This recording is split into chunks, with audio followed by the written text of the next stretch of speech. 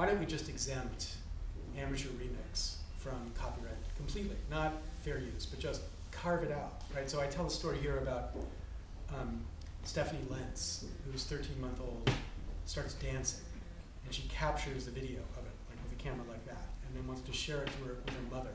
So she uploads it to YouTube.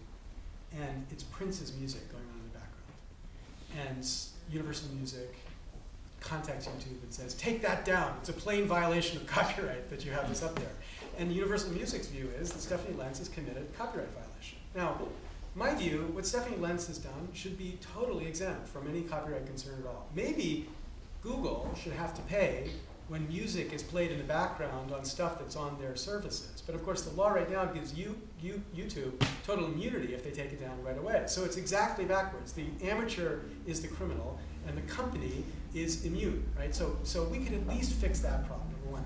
But number two, I think you make it sound a little bit simpler. I mean, I think Viacom has been great about defending fair use. I absolutely support what Michael Frickless has done, and I think that's fantastic. But you know, my friend Robert Greenwald can tell you some stories, and if I had the counsel for McCain in here, he would say exactly what Robert Greenwald would say. So, I don't know if you remember the letter McCain sent to YouTube just at the end of the campaign, which was basically saying, look, you've got the system that says 3 strikes, you're out. And people are making the most bogus copyright claims against stuff that is on, our pages, claiming it's copyright violations. And you're applying this automatic simple rule that says, okay, 3 strikes, we're taking your channel down. And this is outrageous. As he said, these are plain fair uses, and you should be recognized. Explain the context of this. Yeah, so these are McCain used YouTube, like everybody did, to spread political messages. And people were making complaints that his videos had copyright violations in them. And YouTube's rule was, if your channel gets complained about 3 times, we turn your channel off. Now maybe if you can defend yourself after a week, we'll put it back up. But the point is, in the middle of a political campaign, a week is the end of time. I mean, Robert had a case which we're actually representing him on, where he had some, it was a campaign that was going to go out about Savage.